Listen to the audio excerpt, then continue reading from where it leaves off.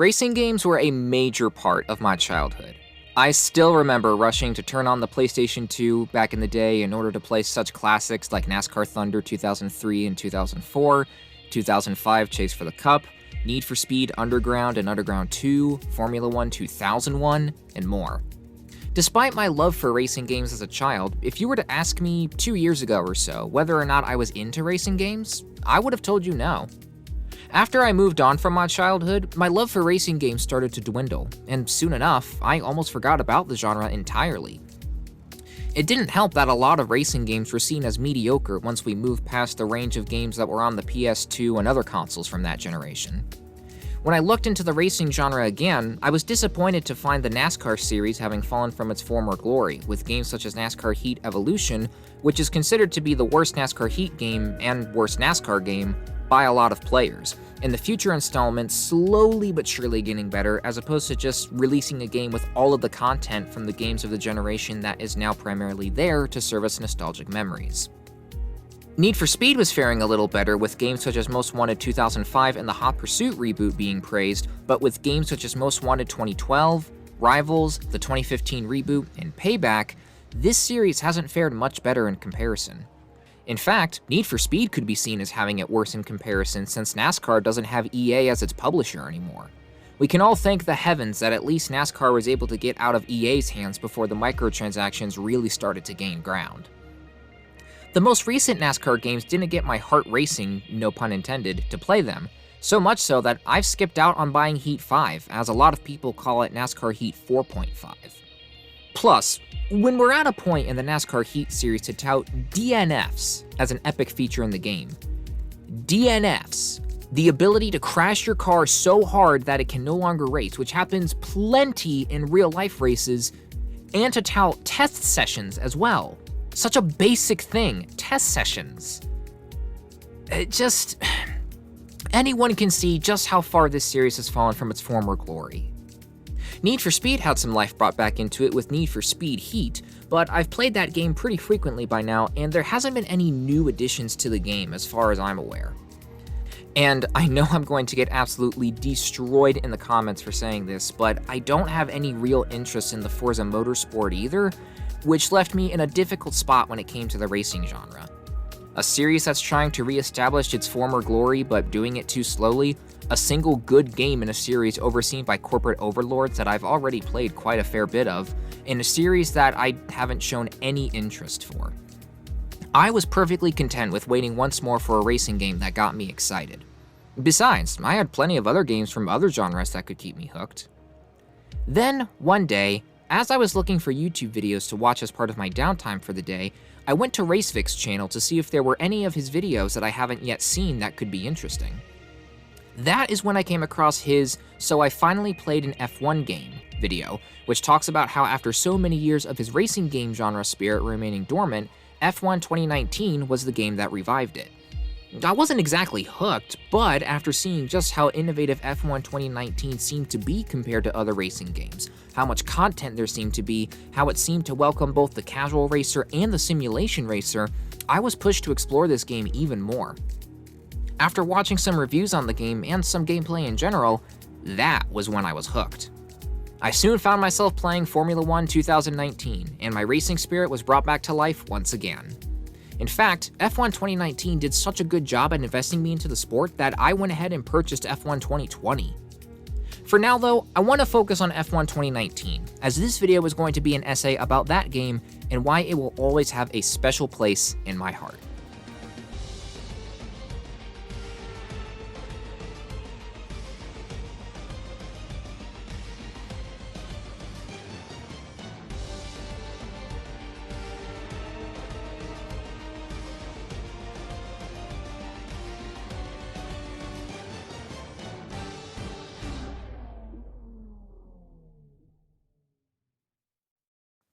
The only other Formula 1 game that I had ever played was F1 2001 on the PlayStation 2, so going into Formula 1 2019, I was totally in the blind. I didn't know the drivers, the tracks, different terminology, tire types, any of that. I was buying this game off the premise that it was a fun and feature-rich game that stood out above other modern-day racing games because of its content and depth. Now, after having sunk my teeth into F1 2019 for a plentiful amount of time, I know a fair bit about the sport. Granted, I'm not an ultra mega nerd about the sport, but I at least know a fair bit about it now. The different tracks, different drivers, how it's become very tiring to see Mercedes win nearly every race, which makes moments such as Ferrari or Red Bull, or heck, as of late, teams that don't even find themselves in podium positions that often, such as McLaren or AlphaTauri winning, awesome to see. The differences between the soft, medium, and hard compounds of tires, why mid-race refuelings were banned from the sport. No joke, people have been set on fire because of that. Of it from Verstappen. Oh, and fuel. That's the first time we've had a fuel splash. Oh my goodness me. Well now, just let's keep calm. And some more facts about Formula One. I've now taken a keen interest in the sport, watching older races, keeping up to date with current Formula One content, finding out who my favorite driver is, which if you're curious is Lando Norris, my favorite track, Monza, and of course, playing more Formula One 2019 as well as F1 2020. But why does F1 2019 stand out from other racing games? After all, it's also a game that involves you going around in laps, passing other cars, stopping to change tires, all that stuff. What makes F1 2019 different is that the meat surrounding the bone is plentiful and tastes amazing. The most amount of time that I've spent in the game by far is in the career mode, where you, as your own custom driver, joins one of Formula One's 10 teams and participates in races. Also, if you're curious, no, my real name isn't Dustin McCollin, as cool as that would be. He'll serve as the racing persona, if you will, for F1 2019. The career mode is designed to be one of those modes that has you starting from the bottom and working your way up to the top. It reminds me of the days of NASCAR Thunder 2004, where you would start from the bottom and eventually, after multiple seasons, find yourself consistently winning races or at the very least placing at the very top with a really solid team. Now, of course, if you're wanting to start right at the top with a contract with Mercedes, Ferrari, or Red Bull, you can do that, but it's ill-advised, as they'll be expecting you to get podiums and win championships from the start. For a new driver, I would strongly recommend starting at a team that often finds themselves towards the rear or middle of the field. Expectations aren't as high, and those teams are generally more forgiving if you have a bad race or two. Though of course, if you want to make the game easy and have McLaren or Haas win the championship, you can, but that would be doing the career mode an injustice in my opinion. Games like these are more rare nowadays, because people play games to win and feel good about themselves, not to have an awful time. So the idea that for the first few seasons you'll be starting toward the back of the pack and finishing at the back or in the midfield may turn some people away from the game, or at the very least the mode. But that approach is the point. You start toward the bottom and work your way towards the top, making the feeling of excitement when you finally win your first F1 race, let alone your first F1 championship, all the more prevalent. Before each race, you're able to check on things such as the weather, your team's progress compared to other teams, and the most important aspect, the research and development tree. The R&D tree is crucial to your success, as with every upgrade that's applied to the car, it makes said car perform better and better on the track. Strategic planning is required when it comes to these upgrades, which adds another layer of depth to it. If your car, for example, is a powerhouse that has a mean engine, but is having a difficult time due to how much it weighs, it might be wise to invest in some chassis upgrades. If the parts of the car are wearing out faster than you would like, investments in the durability department might be a wise choice. This isn't an upgrade tree that you can just pick and choose at will. You'll rarely, if ever, find yourself with more resource points than what you need, especially when it comes to the larger upgrades or upgrades that have quality of life attributes, such as reducing the failure rate or decreasing the cost of future upgrades. With each of those categories playing a very crucial role, coupled with the fact that resource points are a vital resource to have, means the R&D tree has a massive amount of depth and meaning to it. The R&D tree is also super critical, as the other teams will be using it to upgrade their cars as well, so it's important for you to stay on top of those upgrades so you don't fall behind. In fact, the element of strategy doesn't just occur within the R&D tree, it's apparent pretty much everywhere you go in this game. For the parts of the car's engine, there's the strategy element of when do you want to switch it out, which can mean the difference between you having a fully functioning engine and winning the race, or having a busted engine that results in you dropping back a bit. As an F1 driver, you're under a contract with whatever team you're driving for. In this contract, you're able to set the parameters for things such as expected qualifying and finishing position, whether you're a first or second driver, and the difficulty of the extra challenge, such as getting a certain amount of points within 2 race weekends, qualifying in a specific position, etc. You're also able to set other upgrades, such as being able to make multiple developments in the R&D tree at once, increased pit stop speed, etc. However, the element of strategy comes in how difficult you set the contract. Contracts are updated every couple of race weekends, and depending on how well or bad you perform on the track, such as whether or not you meet the expected qualifying and end of race position, this will either increase or decrease your contract value. The higher your value, the better benefits you're able to give yourself. The lower the value, the benefits will be decreased. Do you want to set things at an easy level to assure yourself that you'll meet those challenges but get a low payoff as a result? Go for the middle, where things could go either way. Or set the expectations of the contract high and either reap the rewards or heal the wounds. Depending on how good or bad you do, this will also affect how many resource points you acquire at the end of an event. Speaking of those events, they are all super important. F1 2019 manages to add substance to the practice sessions so that they aren't just simply used to get used to the track and be done and over with it. During practices, there are different practice runs that you can partake in, such as the track acclimatization program to get you used to the track, the fuel efficiency program that monitors your fuel usage, and the race sim program which aids the team in figuring out the pit strategy for the race.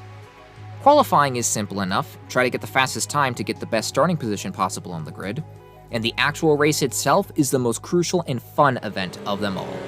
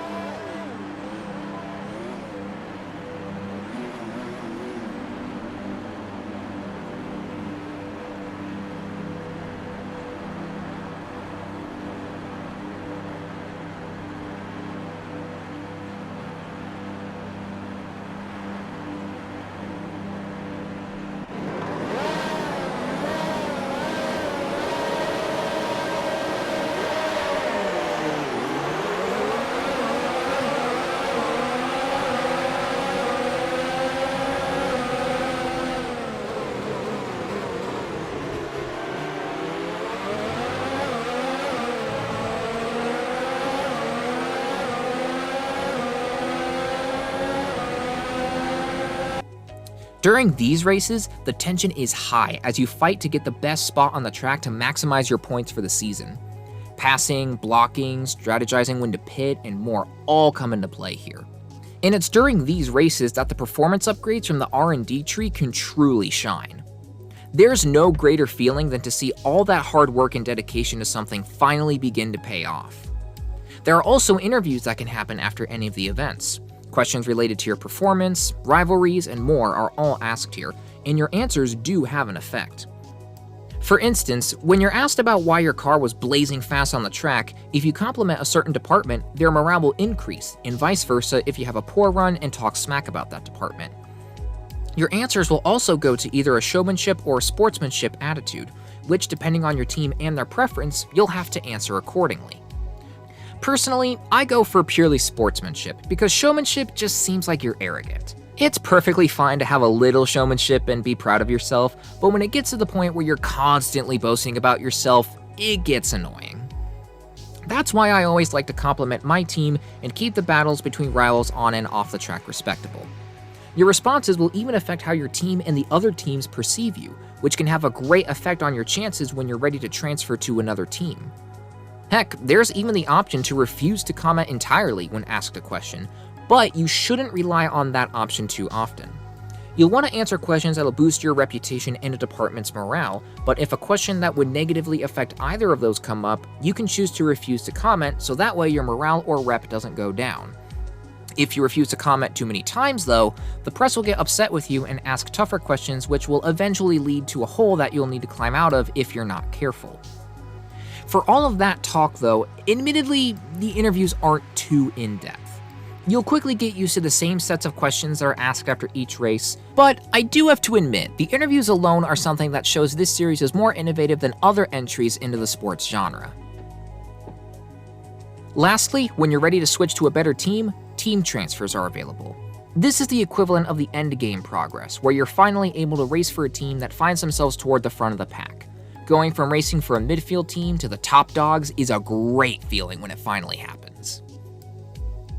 Outside of career mode, there's the usual other modes, like quick races, championships where you race as a real-life driver over the course of a season, time trials, and there's a bit of content to the precursor season of Formula 1, Formula 2. Granted, there isn't too much content devoted to Formula 2, as the point of the game is to focus on the group that's at the top.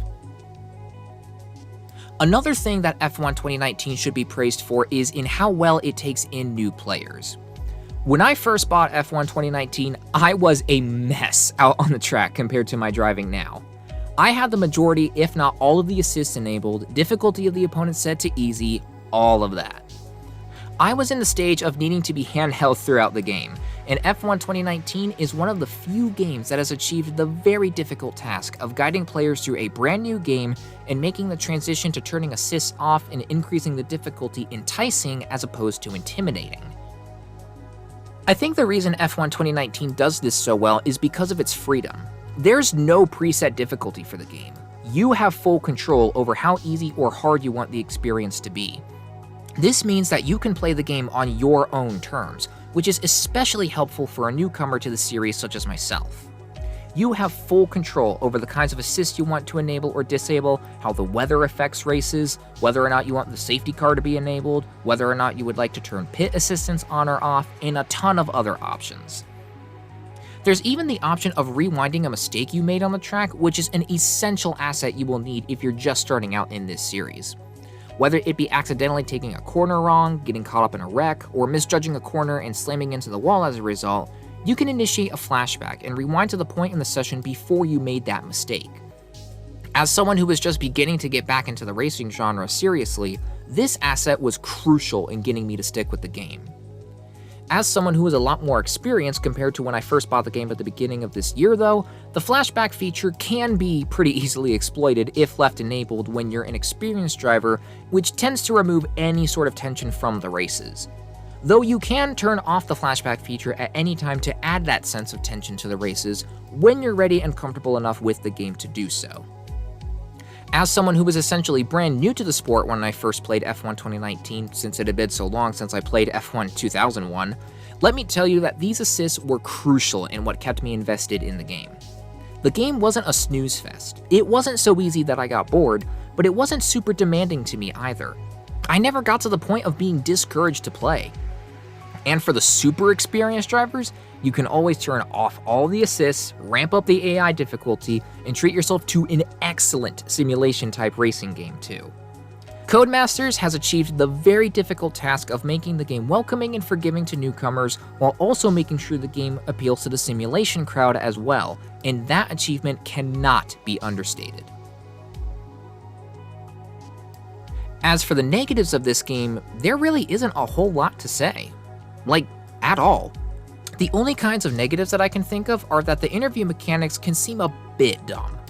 For example, even if you do really well in terms of qualifying and the end race position, if you botch one of the interview questions, that'll count as negative perception towards your team, despite finishing in a much better position than what was expected of you on your contract. That, and sometimes the questions asked do not correspond at all with what happened on the track. For instance, take Monaco, Formula 1's most difficult circuit to race on. The track is extremely tight, which makes overthinking nearly impossible and results in the cars all being super close to one another, so it's inevitable that there will be some sort of contact with other cars or the wall. In practice mode, I was doing just fine. No incidents with slamming into the wall or another driver. However, I did accidentally make this bump into the wall during the session, if you could even call it that.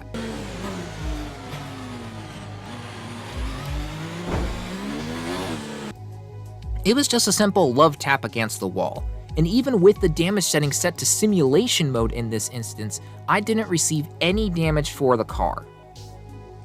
So forgive me if I'm a little surprised when that small little bump is translated to... You left some bodywork out there on the track. Were you struggling for grip? And to add insult to injury, I was put between a rock and a hard place with my decision. No matter how I responded, either a specific department's morale or my overall reputation would decrease, and if I decided not to comment, the press would get upset at me. But here's the thing.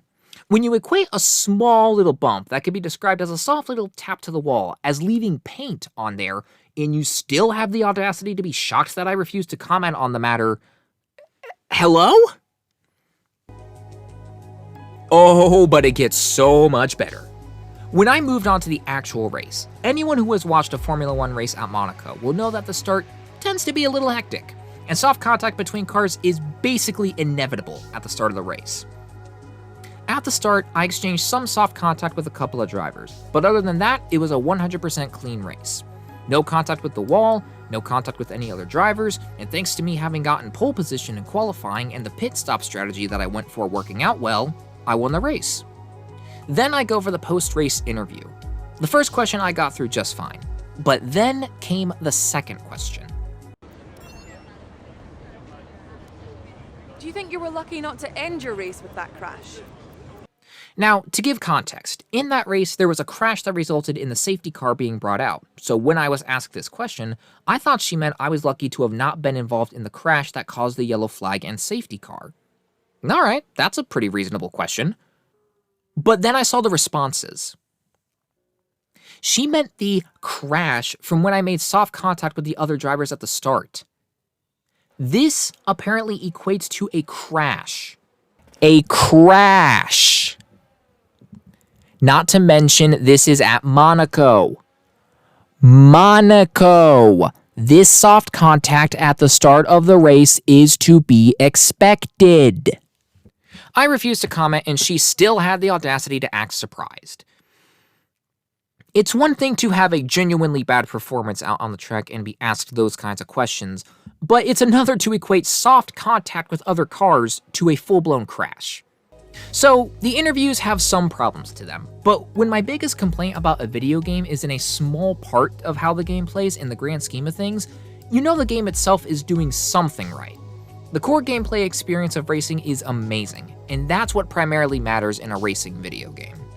Also, please don't think that my comments about the interviews are a personal attack on this woman or the guy with the camera. From the research I've done, her name is Claire, I think? Like I said in the beginning, I'm not a mega Formula 1 nerd who knows every single person from every single department of F1, so if she's a real person who does interview drivers after sessions, please recognize that I am criticizing the game's mechanics, not her or the cameraman as people. The only other complaint about the game that I have is with the pit assistance. This assist helps drivers get in and out of the pits when they box to change their tires. The game takes control of the car once you enter the pit lane to help you get in and leave, but the pit assist can end up messing up the entire race for you when you exit the pits in a high traffic area. The game controls your car's speed and direction for a fair bit once you leave the pits, and only grants you control of your car again after a few seconds. However, by that time, you can be put in a no-win situation where you're on a collision course with another car, and you can't do anything about it. Can't slow down to let the driver pass, can't speed up to pass the driver, can't make a break for the grass so that at the very least your car doesn't take any damage. Nothing.